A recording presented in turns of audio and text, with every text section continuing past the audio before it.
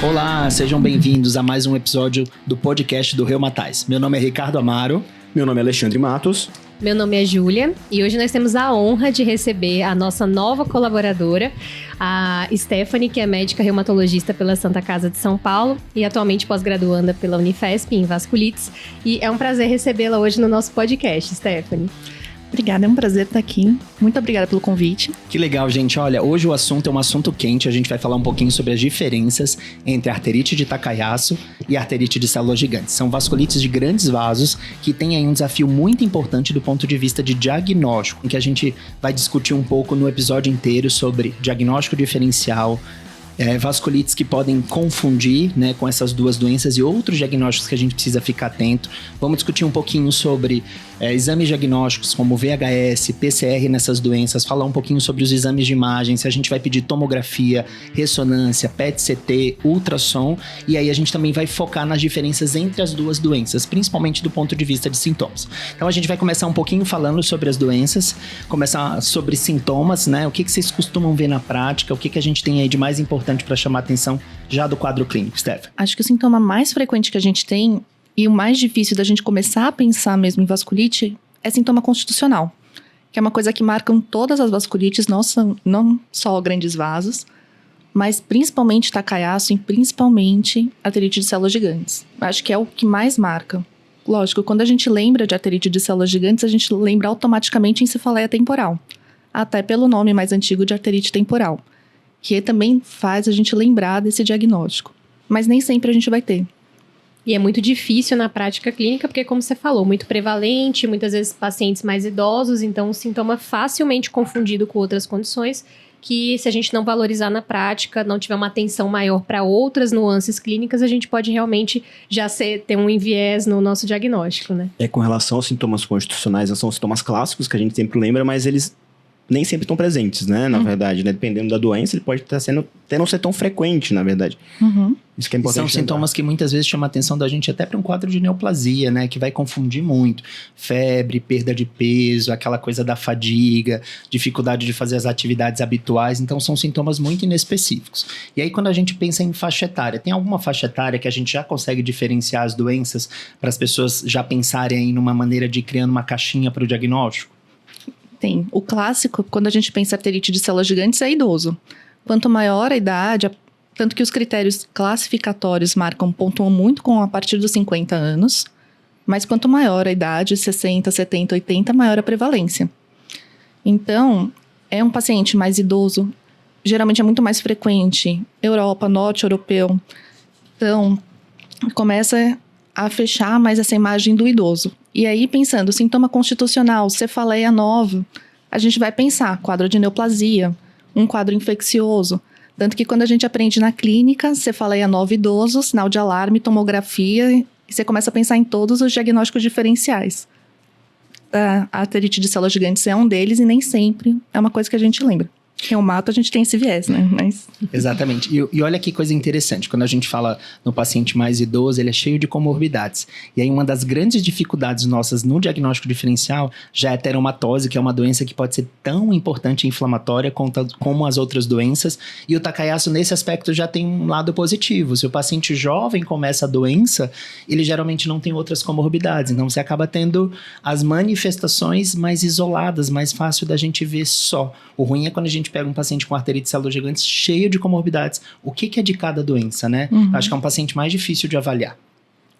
Perfeito. A gente falou da arterite de células gigantes, né? Que a gente tem que lembrar sempre da cefaleia e dos sintomas constitucionais. E também lembrar dos sintomas visuais também, né? Da arterite de células gigantes.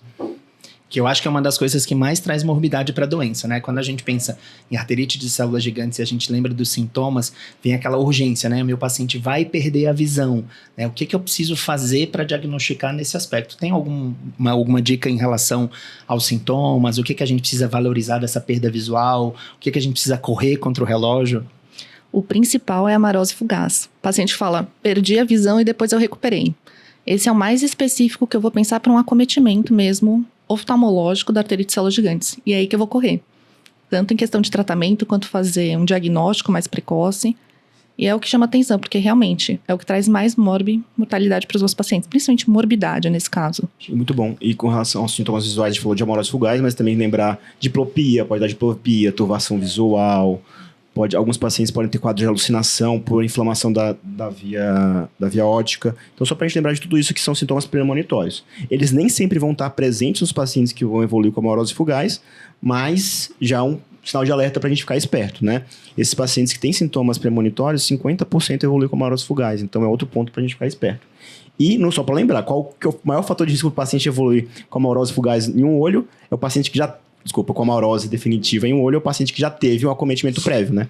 50% dos pacientes evoluem com amorose contralateral em até 2 semanas. Então, por isso que é uma urgência médica, né? E dessas alterações todas, tem alguma que é palpável para a gente lembrar, assim, no exame físico, que a gente consegue ver no paciente, ou a gente chegar ali e ter alguma coisa que a gente pensa nesses diagnósticos diferenciais, aí eu já puxando um pouquinho para avaliação vascular, será que o reumato está preparado para palpar pulso? Será que o reumato está preparado para palpar uma diferença do espessamento da artéria temporal? O que vocês têm visto na prática? O que vocês acham de segurança? É um dado que a gente precisa focar? Eu acho que vale sempre a pena lembrar. É o que a gente sempre brinca em questão de prova de atividade inflamatória. Se tem, a gente consegue utilizar para ajudar a gente, por que não? Se eu ver um paciente com uma cefaleia nova, idoso, uma turvação visual, por mais que não seja mais específico, por que não lembrar desse diagnóstico que traz morbimortalidade e ir atrás? Ver se tem um espessamento de artéria temporal. Se tiver, já me ajuda, já me dá mais uma dica. E, principalmente, investigar. E aí, não só de quadro clínico, porque não vai ter tanta diferença de pulso, que a gente vai ver no Takayasu, vai ser muito mais o fenótipo craniano, mas principalmente investigar, ir atrás. E aí, o que a gente tem mais fácil, que um pronto-socorro consegue fazer, é fácil da gente pedir, é um VHS, um PCR, que na grande maioria das vezes vai estar alterado na arterite de células gigantes. E já dá uma pista. Que já é mais um ponto a favor, né, para diagnóstico de arterite de células gigantes, que a gente já viu aí que os exames podem ajudar até mais, muitas vezes, do que no Takayasu, que a gente pode ter essas provas normais. Já é uma diferença para a gente ficar atento. Então, é muito importante esse ponto que você trouxe. Mas eu acho que vale só a ressalva, então, Rick, né, que a gente sempre tem que lembrar novamente da nossa anamnese e exame físico. Eu não sei palpar, beleza, mas fique de olho. A presença do espessamento, né, a gente tem um caso em comum, né, Stephanie, de pronto-socorro, uma paciente que, enfim, era um quadro totalmente atípico, mas, enfim, você vai observar, já tinha um baita espessamento visível de artéria temporal, você pede prova de atividade inflamatória vem estourada, poxa, né, já dá um pensamento maior. E também essa questão da busca ativa de outros sintomas. Então, o paciente está com sintoma constitucional, uma faixa etária um pouco mais idosa, lembre-se de perguntar, por exemplo, de queixa visual, faça busca ativa, né? Acho que é um ponto importante para a gente só relembrar para nossa prática mesmo. Lembrar que o paciente ele vai ter dor, né? Palpação também do couro cabeludo, dor ou palpação da artéria temporal, além do que a gente já comentou desse espessamento. Exato. Vai ter uma sensibilidade de escalpo, pode ter uma claudicação de mandíbula e lembrar da polimialgia reumática, que é muito subdiagnosticada e pode vir com arterite de células gigantes, tanto durante o diagnóstico, antes ou mesmo após. Então, também é mais um sintoma. Idoso com dor em cintura, também vale a pena a gente investigar. Pode não ser nada? Com certeza, mas a gente tem que ir atrás. Paciente com idoso evoluindo com uma bursite subacromial, bilateral, de maneira concomitante, a gente tem que desconfiar, né? Se tiver algum ortopedista ouvindo, lembre-me de mandar pro reumato, por favor, porque provavelmente é uma polimialgia reumática. E a gente acaba vendo isso muito no nosso consultório. Esses pacientes acabam sendo tratados como quadros mecânicos, fazem fisioterapia, reabilitação por meses, até mesmo anos. E quando a gente passa no reumato, o diagnóstico muitas vezes é típico, né? A gente dá o diagnóstico com 5 minutos de conversa, né? E uma das coisas importantes que aumenta a sensibilidade é a tendinopatia do bíceps ou a tendinossinovite do bíceps, associada que também pode ser frequente, que a gente acaba vendo em aparelhos mais sensíveis, que é uma sinovite mesmo e um derrame leve. Então, lembrar desses 3 achados: a bursite, a tendinossinovite do bíceps e o derrame glenomeral pequeno, tá? Num paciente com uma idade ali acima de 50, 60 anos, a gente vai lembrar. Prova inflamatória muito alta, tem que acender uma luzinha para polimialgia reumática, além da queixa, claro, de dor nas cinturas, né? Stephanie, você comentou que a polimialgia reumática pode preceder muitas vezes os outros sintomas, né? Em termos de proporção, para quem está assistindo, tudo, como que seria essa distribuição em termos de incidência, né? O que a gente acaba mais vendo no dia a dia Paciente com arterite de células gigantes, quando a gente tenta tirar corticoide de desmame, acaba evoluindo como recidiva, como polimialgia reumática. Lembrar de caso clínico que polimialgia acabou virando arterite de células gigantes foram poucos. A grande maioria responde muito bem ao tratamento e fica bem, tanto que a gente acaba virando como um salvador do paciente, que passou pelo ortopedista, foi para fisioterapia, a gente trata com corticoide de dose baixa, fica ótimo. Mas o principal é ver durante. Via de regra, da polimialgia reumática, o típico é pegar ombro, basicamente todo mundo tem ombro, e pode pegar ou não o quadril, mais ou menos isso. Mas só pra gente lembrar disso, que às vezes tem paciente que vem com quadro de uma lombalgia, com um quadro de artralgia inflamatória em ombros, e muitas vezes é polimialgia reumática. E uma coisa interessante aqui, só porque a gente já está falando um pouquinho da diferença aí de acometimento, né, de parte superior e de parte inferior, será que tem uma diferença quando a gente tem um fenótipo mais difícil, que seria ali o fenótipo de grandes vasos na arterite de células gigantes versus Takayasu, em que o acometimento dos vasos mais inferior diferencia, Stephanie? Aí começa a briga. Porque o clássico, a gente sempre falar e discutir do fenótipo craniano. Fenótipo de grandes vasos, todo mundo acaba deixando de lado, até porque na prática a gente acaba esquecendo. Porque geralmente é um paciente mais jovem, ele vai ter mais sintomas constitucionais, ele não vai ter cefaleia, nem sempre VHS-PCR vai estar alto nesse paciente. Então é mais difícil esse diagnóstico. Então, também lembrar, aquele idoso, até eu vou apanhar de algumas pessoas falar que idoso, 50, 60 anos que está começando ali. Vai perto da gente já, viu? Vamos sofrer. Não, calma, gente, não. E são esses pacientes que são os mais difíceis. Até pensando, Takayasu, ACG. E aí a gente pensa, acometimento mais membros superiores, eu vou pensar mais arterite de células gigantes. Mais inferior, eu vou pensar em Takayasu. Tanto que se, de novo, eu for lembrar dos critérios classificatórios, ter acometimento de aorta abdominal, mesentérica, renal, tá no critério de pontuação do Takayasu. Enquanto, se você for ver o de arterite de células gigantes, vai estar PET com acometimento de aorta. Então, justamente para lembrar que tem essa diferença. E a aorta é qualquer trajeto da aorta ou é só a aorta torácica? Ele coloca a aorta. A aorta como um todo, tá? Gente, olha que interessante, para lembrar quando os critérios surgiram, o primeiro critério de Takayasu não mencionava de jeito nenhum acometimento de aorta abdominal. Exatamente. É uma das coisas que a gente evoluiu muito, e uma das diferenças que a gente vê, né, como o fenótipo nasceu ali na população asiática, e é muito mais comum um acometimento de tronco aórtico, né, artéria subclávia. Acreditava-se que antigamente o Takayasu não tinha acometimento de aorta abdominal. E hoje é um dos grandes diferenciais para a gente pensar na doença. Então, quando a gente vê acometimento de mesentérica, artérias renais, a gente tem ali um diferencial muito mais importante para o Takayasu do que para a arterite de células gigantes. E aí a gente até comentou, na arterite de células gigantes, o acometimento da artéria axilar. Então, são 2 pontos aí de aprendizado muito grande, que se na prática você tiver um paciente com acometimento muito importante desses 2 pontos de maneira diferente, vale a pena a gente pensar que a gente pode estar, sim, com um ponto que dá para diferenciar entre as duas doenças.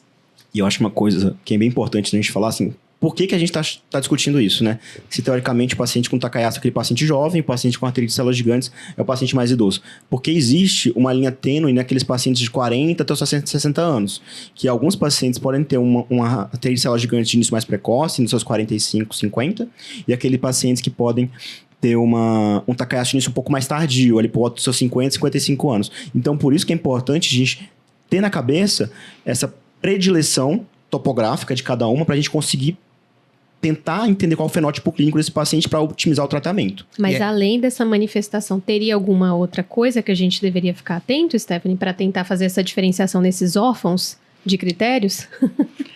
Então, nesse grupo órfão que se encaixa tanto em um quanto no outro, que a gente pode ver pela imagem que pode dar uma dica. Como sempre, reumato pode tudo. Mas, se eu for ver Takayasu, tem uma predileção por fazer a estenose, para ter um acometimento de subclávia. Já a arterite de células gigantes gosta de fazer mais aneurisma, gosta de mais axilar, fenótipo craniano, mais aortite, mais aorta torácica, digamos assim. Então, essas pequenas coisas a gente consegue usar para diferenciar. É certo, o absoluto? Jamais, mas também a gente vai juntando peça. Talvez um paciente mais jovem, que tenha um acometimento, mas de aorta não tenha tanto craniano, não tenha carótidas, tenha subclávia. Eu vou pensar mais num Takayasu. Se eu conseguir, lógico, ir pelo tratamento comum, melhor. Senão a gente vai diferenciando porque não é o tema do dia, mas o tratamento pode diferenciar bastante de um e de outro, uma resposta melhor a TNF para Takayasu e tocilizumab para arterite de células gigantes. Por isso que é importante a gente tentar identificar quem que é esse órfão. Muito bem, e esses dados é muito importante para a gente começar a entrar um pouquinho nos exames, né? E aí a gente comentou um pouquinho do cenário clínico, revisando, né, Takayasu, mulheres, jovens, descendência asiática, como a doença foi descrita, geralmente pacientes com menos comorbidades, queixas ali de claudicação, sintomas constitucionais, carotidínia e arterite de células gigantes na população mais idosa, fenótipo craniano mais comum lembrar, da dor, a palpação da artéria temporal, ali a sensibilidade do scalp, claudicação de mandíbula, pacientes ali com, né, sintomas constitucionais até mais intensos, e muitas vezes a gente vê provas inflamatórias muito mais altas na arterite de células gigantes do que no Takayasu. Então, dividindo aí esses fenótipos que a gente, né, mostrou e discutiu, esses são pontos muito interessantes. Agora a gente vai explorar um pouquinho dos exames, né, para a gente comentar sobre a diferença nas duas doenças. E aí, o que a gente pede, considerando uma arterite de células gigantes? A gente começa por aí, depois a gente vai para o Takayasu, que acaba sendo um pouquinho mais complicado. Biópsia, ultrassom, né? O que a gente pode pensar? A gente já pode confiar no ultrassom? Precisamos ficar presos à biópsia? Tem algum exame melhor do que a biópsia, por exemplo, ressonância é melhor do que o ultrassom? Ou não, o ultrassom já está com a bola toda dentro da reumata em outras áreas e aqui também nas vasculites? É uma briga muito boa, depende com quem você conversa. Quem tende a seguir uma linha mais americana vai falar biópsia e acabou a conversa. Se você vai para uma linha mais europeia, vai te falar de ultrassom. No dia a dia, tanto biópsia quanto ultrassom são difíceis, porque você precisa ter uma pessoa que você confie para fazer os dois. Não é todo mundo que faz biópsia, e também é um procedimento invasivo. Nem sempre você fazer biópsia, você vai conseguir ter o resultado certeiro, até 60% vão ser falsos negativos. Você também fazer biópsia bilateral também não vai aumentar, não vai te ajudar. Então o ultrassom acaba sendo muito melhor, porque é mais rápido, menos invasivo. Com certeza, você precisa confiar na pessoa que faz esse ultrassom. Mas hoje em dia a gente está até se surpreendendo. Mesmo em convênio particular, mesmo no SUS, tem vindo ótimos resultados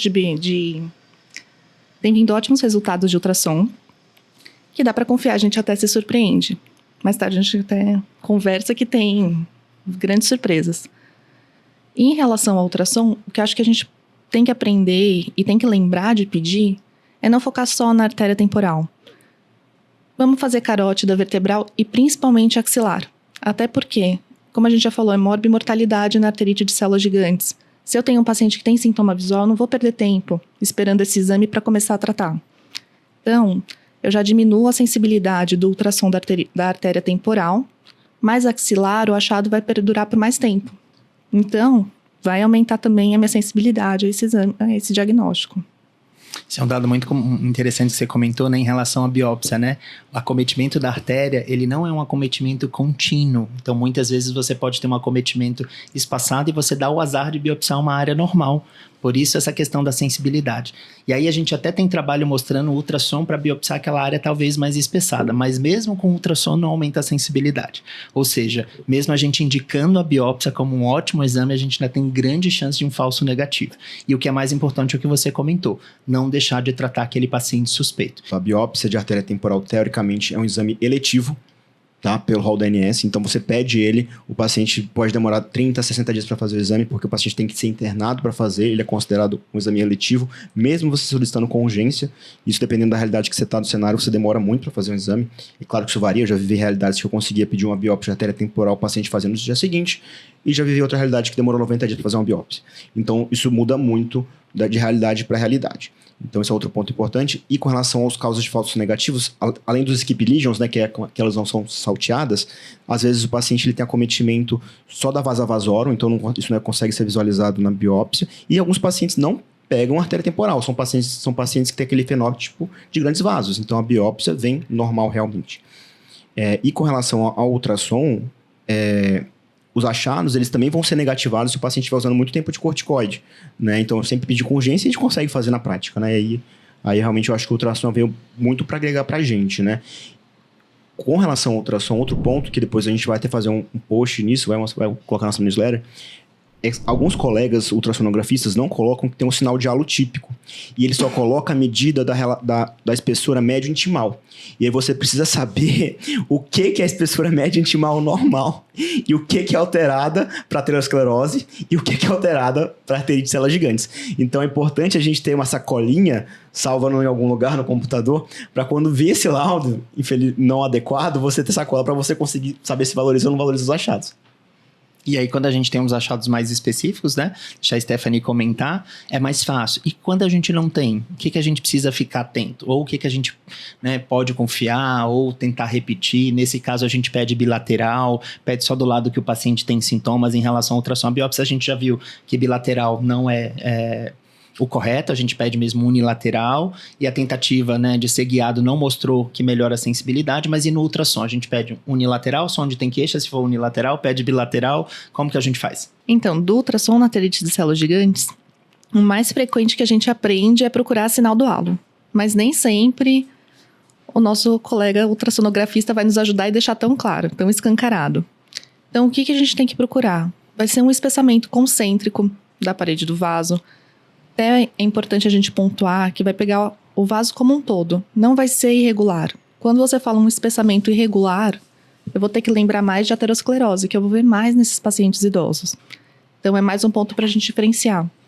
Outra coisa importante, eu vou fazer ultrassom de todas as artérias, eu não vou fazer só do lado que está acometido que o paciente tem queixa. Então eu vou fazer das duas artérias temporais, vou fazer das duas axilares.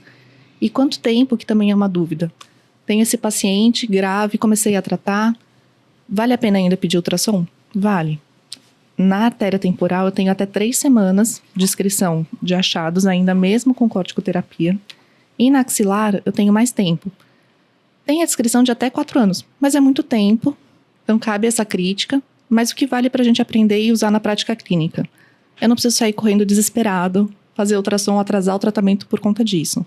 Dá tempo, começa e logo você consegue encaixar esse exame para esse paciente para você ter mais dados na mão. Muito bom. Comentamos então do ultrassom, né? Que outro exame a gente poderia pedir assim? Ressonância, na prática é factível, traz mais achados do que o ultrassom, é mais difícil fazer, interpretar. No caso, a ressonância já faria as duas de uma vez, né?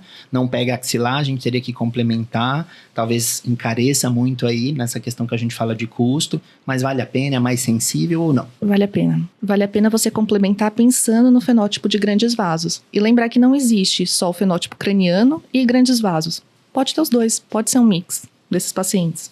Então, até para eu também ter uma foto desse paciente que eu estou começando a acompanhar, quais acometimentos que ele já tem. Até pensando em segmento, será que ele já tinha esse acometimento antes ou não? O que está acontecendo? Então, sempre vale a pena ter uma angiotomografia ou uma angiorressonância. Na prática, é muito mais fácil a gente conseguir uma tomografia para o paciente. Então, a gente acaba pedindo muito angiotomografia e lembrar a aorta torácica e a aorta abdominal, apesar de não ser o frequente da gente achar na arterite de células gigantes. Lembrados, como a gente já chamou, de órfãos dos 40 a 60 anos. Vale a pena a gente investigar. E sempre complementar com ultrassom, por conta da axilar também. Lembrar de aumentar a sensibilidade. E a gente tem que fazer essa avaliação de grandes vasos em todos os pacientes com arterite de células gigantes, ou só em alguns pacientes? Como que a gente vai acabar conduzindo isso? Porque é uma coisa controversa na literatura, a gente sabe disso. Grande briga. Vasculite tem briga para tudo quanto é lado de como você pode fazer. Na prática, vale a pena você fazer de todos os pacientes. Que nem a gente falou, não tem um grande marcador. Então, eu preciso ter certeza quais são os vasos acometidos. Lembrando que paciente com arterite de células gigantes que tem aortite, a mortalidade é muito maior. Então, a complicação vai ser, na grande maioria das vezes, aneurisma e maior mortalidade. Então, vale a pena eu pesquisar todo mundo. Encarece, não é tão fácil, mas mesmo assim vale a pena. Mas até se você pensar depois, para você ter essa avaliação do baseline, se esse paciente lá na frente apresentar alguma manifestação diferente da que você já tinha anteriormente, você já tem um padrão prévio comparador para você saber, não, ó, peraí, ele não tinha tal manifestação, então você já consegue ter esse fim. É tipo a gente ter, sei lá, no lúpus, proteinúria de base, para que a gente possa saber, olha, esse paciente era assim, eu tenho a fotinha desse momento. Agora, 2 anos depois, tudo mudou, ou não, já tinha. Isso aqui acho que também faz muito sentido, né? Especialmente para tacaiaço. Para tacaiaço, mais do que nunca vale a pena você ter essa foto. Não desqualificando a arterite de células gigantes, não falando que é importante. Mas o perfil da arterite de células gigantes é responder muito bem à terapia e se recidivar de forma leve, com polimialgia reumática. Takayasu não, que nem a gente já falou no começo. É recidivante, maior morbimortalidade, são pacientes jovens. Então esse paciente, mais do que tudo, eu preciso ter ele na mão. Então eu preciso ter essa investigação. No Takayasu a gente vai acabar fazendo para fazer todo mundo mesmo. E a gente tem preferência de fazer ressonância ou tomo nesses pacientes? A gente acaba fazendo muito mais tomo. O que vale de crítica da tomografia é a questão do contraste.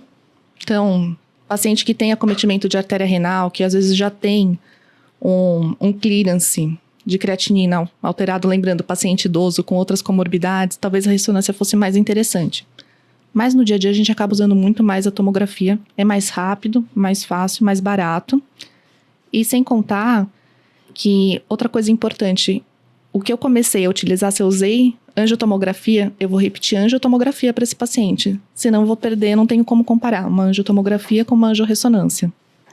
Também isso é importante. O ruim da tomografia é a radiação, né? Que acaba sendo, Também. né? Radiação. E a tomografia também a gente acaba não vendo com mais detalhes o espessamento da parede do vaso, né? É muito bom no Takayasu porque a gente vê as estenoses de uma maneira muito boa, mas a gente perde o dado aí mais, né, sensível em relação ao espessamento da parede do vaso. Um dado interessante só pra gente fechar a arterite de células gigantes, eu acho que Não, o mas custo... só uma dúvida. A gente consegue ver esse espessamento numa tomo.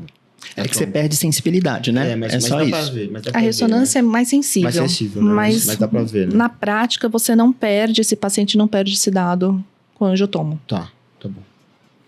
E um dado só pra gente fechar de arterite de células gigantes, eu acho que vai impactar mesmo o custo, porque quando você vai ver coortes que estudaram os pacientes que faleceram, depois você vai atrás dos achados, a maioria deles já tinham achados em grandes vasos, né? Então, realmente, se a gente for procurar, talvez a gente ache, mas não tem ali essa questão do custo, vai impactar na avaliação desse paciente no longo prazo. E agora eu quero falar daquilo que eu nunca vivi. E o PET, como é que a gente faz? Faz ou não faz? Se você tiver, faça. Mas não é um exame essencial, não vai mudar o seu tratamento. Tem uma discussão pro Takayasu, mas para arterite de células gigantes, a gente não tem, apesar de novo. Se você for ver critérios classificatórios, tá lá a atividade de PET na aorta. E além disso, o PET, você começou a usar corticoide, você tem 3 dias para fazer esse exame. Senão você vai perdendo sensibilidade, você vai perdendo achado. Então, na arterite de células gigantes, você não viveu e não tem problema continuar não vivendo. Tá ótimo. Agora a gente puxando a sardinha aí pro Takayasu, a gente comentou os exames, né, para arterite de células gigantes, e no Takayasu a gente tem a mesma dificuldade técnica no ultrassom pra gente ver ali vasos cervicais e subclávia, ou a gente já pode confiar um pouco mais nesse exame, já é mais fácil, e depois a gente também comentar um pouquinho sobre os exames de angiotomo ou tomografia, o que a gente precisa fazer, como que a gente pede esse exame pro Takayasu. Ainda para confiar. Porque na prática os achados vão ser muito parecidos. Você pode ter o sinal de Macaroni, que é o mais frequente, o mais clássico, de cair em prova, de sempre lembrar, mas o que a gente vai ver de descrição também é espessamento.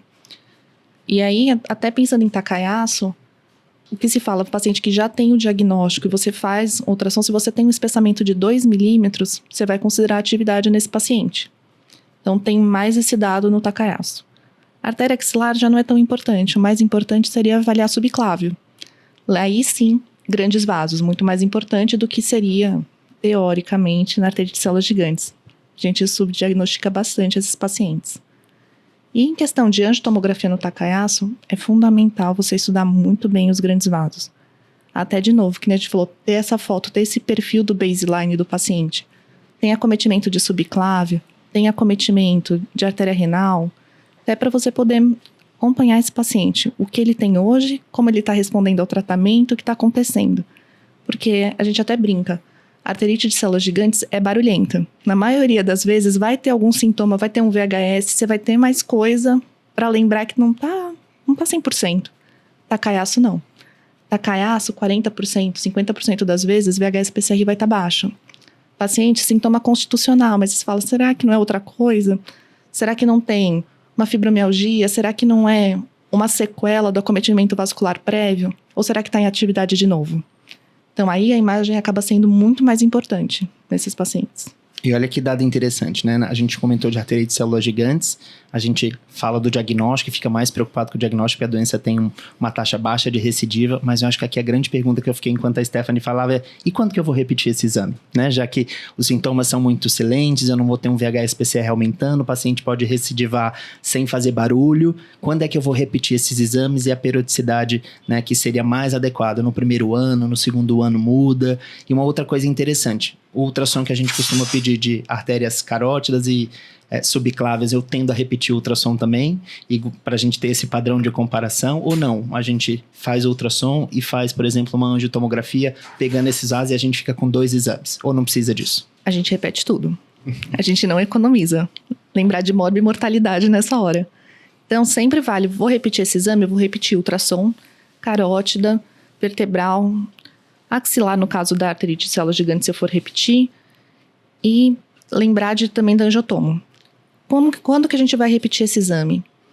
Também, se você for ler na literatura, grande briga. Tem gente que vai falar antes, depois, se tem sintoma. Na prática, a gente acaba fazendo uma vez por ano, mesmo no paciente assintomático. O paciente está indo bem no tratamento, não tem queixa, uma vez por ano vale a pena fazer angiotomo aorta total e complementar com ultrassom. Começou a ter queixa, aí eu vou adiantar esse exame. E aí vai fazer angiotomo de aorta torácica abdominal e seus ramos, e ultrassom de quais ramos que a gente tem que fazer de rotina? O principal é carótida vertebral, que a gente acaba fazendo. Se o paciente for mais magro, a gente consegue fazer subclávia. Na grande maioria das vezes a gente consegue ter esse dado. Não confio tanto no meu ultrassonografista. Doppler carótida vertebral tá ótimo. A angiotomografia vai me trazer esse dado da subclávia. E quando a gente está fazendo o segmento desses pacientes com acometimento de grandes vasos, quando que eu vou considerar que esse paciente ele realmente está em atividade pela imagem? O paciente está assintomático, VHS-PCR normal, quando que eu vou falar que esse paciente está em atividade? Quando você vê atividade na imagem, que vai ser um espessamento concêntrico, ou em um outro local, por exemplo, não tinha subclávia esquerda, começou a ter atividade de doença. Se eu já tinha esse acometimento, e eu tenho na subclávia esquerda, por exemplo, vou dar o mesmo exemplo, já tinha no baseline, repeti a imagem, progrediu um pouquinho, mas não tem sinal inflamatório, eu vou ver um pouquinho mais de estenose, eu vou considerar que não está em atividade. Tá. Então, para frisar bem, paciente assintomático, eu repeti a imagem, novo local, com sinal de inflamatório, espessamento, eu vou considerar. E aí, em questão de tamanho, de espessamento, já 1 milímetro na horta total eu vou considerar como um espessamento importante de atividade e 2 milímetros na carótida. Tá, então a gente vai valorizar se é um achado inflamatório em um novo território, não antes acometido, ou no mesmo vaso, mas em um novo segmento daquele vaso. Exato. Se você tem sinal inflamatório no mesmo vaso, por exemplo, subclávia esquerda, é o exemplo do dia. Tem sinal inflamatório na subclávia esquerda, independente dele ter tido antes, eu vou considerar a atividade de novo no mesmo local. Tá, ele já tinha no passado, ano passado tinha. Tinha. Espessamento. Aí eu repeti agora, continua com o espessamento. Teve um novo espessamento. Não, mas continuou com o antigo. Continuou igual? Não. Tá bom. Porque é provavelmente só fibrose, certo? É só fibrose. E se Que tiver a uma imagem- pequena estenose naquele local, teoricamente foi uma evolução de uma lesão prévia. Também não é atividade, né? Acho que é uma coisa legal de frisar. Até se a gente comparar, por exemplo, a artrite reumatoide. Tem aquela sinovite. Fui, examinei, tratei, resolveu. Repeti a radiografia 1 ano, 2 anos, apareceu um pouquinho ali de erosão. O paciente não tem nada. Não é atividade nova de doença, não preciso mudar a terapêutica. É mais ou menos o mesmo raciocínio. Mas e nos pacientes que a gente não tem esse baseline, você também vai se basear mais na presença dos outros sinais inflamatórios ou simplesmente aquele achado? Como que a gente faria essa avaliação na prática? Esse é o mais difícil. Aquele paciente novo que você já não sabe qual era o acometimento. Ju é amiga, né? Joga no fogo. Não, é vida real, gente. É vida real. Joga debaixo do carro e sorri. Esse é o mais difícil que pode acontecer com a gente. Os pacientes já têm o diagnóstico, você faz a imagem. Não tem sinal inflamatório, não tem esse espessamento concêntrico, tem só um espessamento irregular, que pode ser aterosclerose. Lembrar que a aterosclerose em paciente com Takayasu é mais acelerado, precoce. não é concêntrico, não tem esse aumento de 1 milímetro na aorta, 2 milímetros na carótida, paciente assintomático, eu posso observar. Aqui um ponto muito interessante é que você precisa de um radiologista para chamar de seu, né? Você não sendo um super especialista, a gente que tem ali aquele paciente para olhar essa imagem, para ter esse comparativo, lembrar que muitas vezes a gente só recebe o filme, a gente não tem acesso a todo o exame, então é muito complicado essa análise do ponto de vista técnica sem todo aquele aparato que o radiologista tem. Então acho que é interessante esses exames serem discutidos de maneira multidisciplinar, para que a gente tenha mais certeza em relação. A gente está discutindo aqui os achados, né, como o reumato, mas na prática a gente vai precisar de alguém junto com a gente para ter essa melhor definição. Acho que isso ajuda. Sozinho tratar um Takayasu é muito difícil. E uma dica, faça o desenho. Fred. Mas é importante, será que ele vai ouvir a gente? É importante, ele estava correto, viu? É muito importante o desenho da anatomia vascular do seu paciente para você fazer o segmento. É fácil quando o paciente tem um acometimento de vaso, mas quando o paciente começa a ter múltiplos acometimentos... eu tenho 2 pacientes com Takayasu e uma eu tive que fazer o desenho. Eu acompanho ela pelo desenho, porque eu perdi a conta do número de acometimentos. Se tivesse atacado tipo 20, seria o tipo 20 dela, porque tem tudo. E é muito difícil, porque Takayasu são vários vasos acometidos, são pacientes jovens que você vai repetir anualmente esse exame, então você começa a perder. Nem sempre ele vai fazer no mesmo lugar, nem sempre o radiologista tem o cuidado de olhar o exame antigo, de laudar da forma parecida para você falar assim, não, olha, realmente aqui que aumentou, aqui que tem inflamatório. Então você precisa ter um jeito. O desenho é o mais fácil mesmo. Para quem não tem. Fácil não. Fácil. Eu vou corrigir. Se você não tem o dom artístico, é difícil. Mas se você pegar o desenho na internet, qualquer lugar tem do vaso, você só vai ali pintando e anotando. Fica mais fácil. Mas Sempre. É super importante você ter esse controle. E acho que uma coisa interessante também para comentar aqui, já que a gente falou de exame e acometimento do vaso, e os tipos de Takayasu. Isso faz diferença na prática de acometimento, dividir aquele que é mais aorta superior e subclávia, ou mais, né, isoladamente a aorta abdominal? Faz diferença? Nossa população miscigenada, a gente talvez já tenha dados lá do ambulatório da Unifesp, até do Brasil a gente está correndo atrás disso. A gente sabe que lá fora isso é muito bem mais... né, separado. Aqui parece que a gente tem um misto, né? É isso, Stephanie? A gente tem um misto, mas ainda o que predomina na nossa população, dos dados que a gente tem até hoje, é o Numano 5. Ou seja, Takayasu que pega tudo que quiser. Faz aquela combinação maravilhosa e o prognóstico não é um dos melhores. Então, a nossa população que a gente pode aprender é mais grave. Então, para lembrar, né, tem o fenótipo mais asiático, que vai pegar mais a aorta ascendente, subclave, e a gente tem mais o fenótipo indiano, que vai pegar mais parte abdominal, e a gente tá ali pegando tudo, né, porque a vida do brasileiro não é fácil, então a gente tem tudo aí pra gente ficar, né, com uma doença bem mais sistêmica e bem mais cheia de lesão. Os pacientes eles podem recidivar e ter o VHS-PCR normal, isso é válido, porque classicamente, né, a gente lembra disso nos pacientes com Takayasu, mas a gente também tem que lembrar disso nos pacientes com arterite de células gigantes, que eles podem ter recidiva, podem ter sintomas, e não necessariamente ter aumento de VHS-PCR.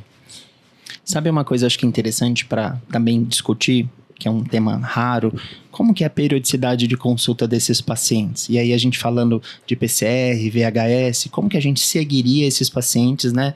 Takayasu, arterite de células gigantes, toda consulta eu vou pedir exame, toda consulta eu vou pedir VHS, PCR para pelo menos ajudar, já que é um cenário difícil. E com quanto em quanto tempo a gente vê esse paciente? Eu acho que é uma coisa legal da gente falar. No começo, o paciente acabou de diagnosticar, tá com corticoide, a gente acaba vendo mensal.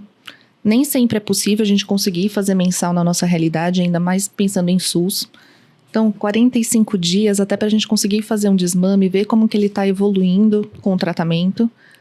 Doença controlada, eu consigo espaçar 3 em 3 meses. Uma doença em remissão sustentada, a gente acaba espaçando um pouquinho, 4, 5 meses, às vezes até 6 meses. Mas o ideal, assim, se eu tivesse que escolher, acaba sendo 2 a 3 meses para a gente ver.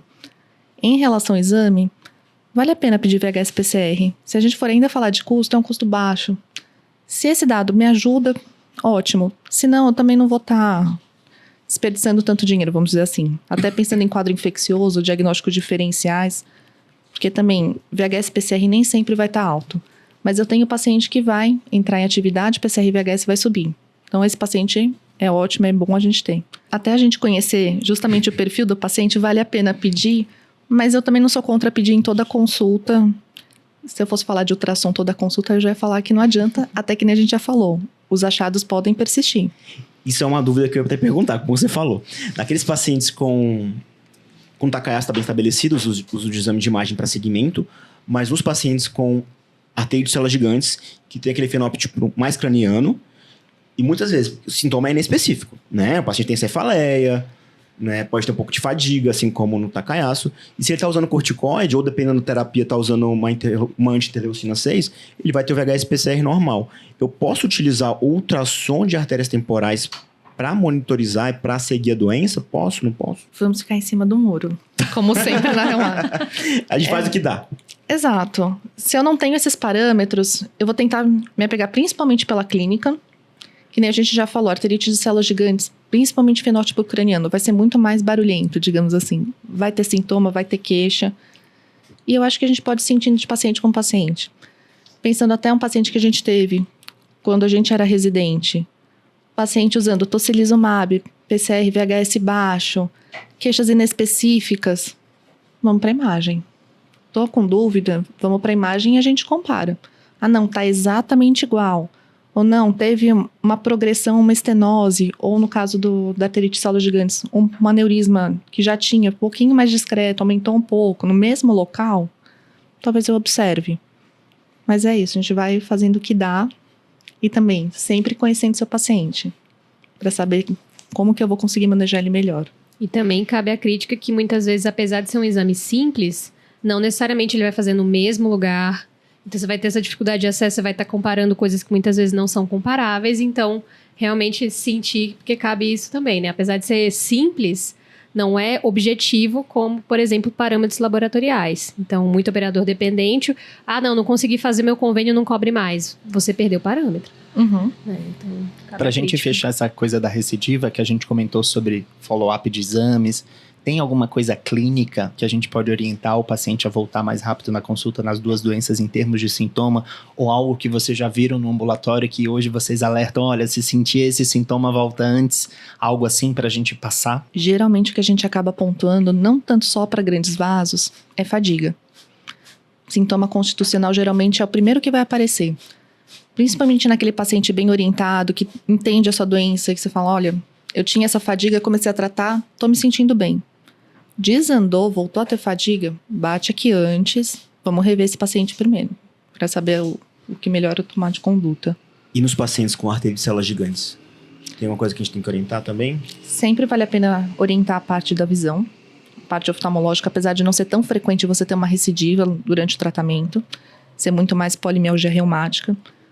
Aproveitando o gancho, lembrar da polimialgia reumática, que geralmente é o que a gente mais vê, principalmente no desmame de corticoide, que é onde recidiva, mas é o principal. Se eu tivesse que escolher uma coisa para gravar, é fadiga. Então, revisando aqui alguns pontos importantes do episódio, a gente falou de diferença de acometimento do ponto de vista de sintomas entre arterite de células gigantes, pacientes com mais idade, lembrar do fenótipo craniano, que é o mais comum, da cefaleia, dos sintomas importantes ali como claudicação, que a gente já sabe, a palpação da artéria temporal, a sensibilidade, falamos da arterite de Takayasu em relação aos sintomas mulheres jovens, carotidinha, dor torácica, hipertensão de difícil controle, redução de pulso. Esses são os achados mais importantes. Comentamos sobre a diferença de exames, né? O que pedir. E aí, Stephanie, o que foi mesmo que a gente revisou? Então, de imagem, ultrassom. A gente tem os nossos amigos radiologistas que estão melhorando o laudo, estão entendendo aquilo que a gente pede. Lembrar de que não é só onde o paciente ter queixa, ir atrás ativamente. Artéria temporal, axilar, carótida, axilar frisando bastante para arterite de células gigantes. Angiotomografia ou angiorressonância, no nosso dia a dia acaba sendo angiorressonância. Angiotomografia, que a gente vê muito mais no nosso dia a dia do que angiorressonância. Saudade daquilo que nunca vivemos e não tivemos, o PET. Seria maravilhoso se a gente tivesse, até pensando no Takayasu, naquela dúvida do diagnóstico, mas não é realidade para praticamente ninguém. Então, não precisamos ter saudade. Dá pra gente se virar com o que a gente tem. Lembrando, então, que as duas doenças que a gente acabou de comentar são duas vasculites de grandes vasos, pela classificação de Shapiro, tá? Esse acometimento que a gente está discutindo. Lembrar que são vasculites granulomatosas, que isso a gente tem nas duas doenças de acometimento ali da de acometimento da íntima, e depois a gente acaba tendo uma hiperplasia médio-intimal, e a gente vai acabar tendo os fenótipos diferentes de estenose ou aneurisma, diferenciando aí entre as duas doenças, né, que é uma coisa importante. E já que a gente falou um pouquinho de fisiopatologia e a biópsia, a gente viu que é super difícil de fazer, nem sempre vai estar disponível. Lembrar que quando a gente for biopsiar, tem a chance da gente ter um falso negativo, né, em até 67% dos casos, porque as lesões elas não são contínuas, são as skip lesions, a gente precisa lembrar desse dado. Mas quando tiver disponível, como a Stephanie mesmo comentou, né, o Colégio Americano pede pra gente biopsiar, porque de fato é um diagnóstico que o paciente vai ter ali num papel pro resto da vida. Né, as vasculites são doenças muito raras e quando a gente perde essas comprovações de exame, o paciente acaba, né, não conseguindo comprovar aquele diagnóstico. Então, realmente, a biópsia, nesse aspecto, ela tem essa validação da doença, né? Lembrar também da periodicidade, da repetição dos exames, né? A princípio, anualmente, pelo menos a gente vai fazer essa reavaliação, ou na ocorrência, mudança de padrão sintomático do que esse paciente já tinha anteriormente, né? Que também é um ponto importante. E complementar que a imagem é a angiotomografia e o ultrassom, os dois se complementam. Então é importante lembrar de fazer os dois. Análise comparativa e quando disponível fazer o desenho, né? Isso vai ajudar muito no segmento e nessa avaliação de comparação de piora, novas lesões e até mesmo a avaliação do dano a longo prazo. E também tem algum detalhe, Stephanie, do ultrassom que a gente deva ficar atento aí na prática? Só um último detalhe, uma última pérola? Antes da pérola, frisar de novo. Espessamento concêntrico. Eu acho que a palavra-chave... Tô na dúvida, não tem o sinal clássico no ultrassom. Falou em espessamento concêntrico, tem que lembrar de vasculite. Irregularidades não concêntricas, lembrar de aterosclerose. E falar de espessamento perivascular, lembrar de outros diagnósticos. Como, por exemplo, uma síndrome rara, que é a síndrome de Tipic, que a gente já teve um caso. Que era um paciente jovem, homem, com carotidínia, cervicalgia, bateu na porta do pronto-socorro. Lembraram de carótida, pediram ultrassom Doppler. A gente também se surpreendeu com o nosso colega radiologista, que cantou a bola de Tipic. Não só viu o espessamento, como escreveu, claro, com todas as letras, e era Tipic. O paciente entrou com corticoide, porque a gente estava com medo de ser um tacaiaço. Não confiamos no nosso amigo. Rastreamos. Ele tá ótimo, não tem nada, nenhuma lesão. Zerado. Aproveitando o gancho para diagnósticos diferenciais para a gente fechar o episódio, então vasculites de grandes vasos, nem tudo é inflamatório, a gente precisa pensar de outras causas, dentre elas infecciosas, lembrar que a gente vive uma epidemia de sífilis e é uma das causas, tuberculose, a ortite infecciosa também são casos que a gente precisa lembrar, e aí a gente vai ter outros diagnósticos diferenciais. Neoplasias também, doenças linfoproliferativas, né, podem causar, e outras doenças também, doenças do colágeno, né, Esther? Que também pode fazer, se a gente já tá lembrado de Chapin-Hill, se a gente abrir o leque, infeccioso, as outras doenças, artrite reumatoide, lúpus, colágeno. Então, vale a pena a gente lembrar que não é só vasculite. Então, encerrando mais um episódio do Reumatize, queria agradecer a presença ilustre, que agora é nossa colaboradora, da Stephanie, uma vasculitóloga dentro do Reumatize. Obrigado, Esther. Obrigada, Esther. Eu que agradeço o convite, é um prazer. Não esqueçam de seguir a gente nas redes sociais. Nosso podcast está disponível em todas as plataformas e atento à nossa newsletter com muita informação de um modo divertido e o Reumatize para vocês. Obrigado, pessoal. Obrigada, pessoal. Obrigada.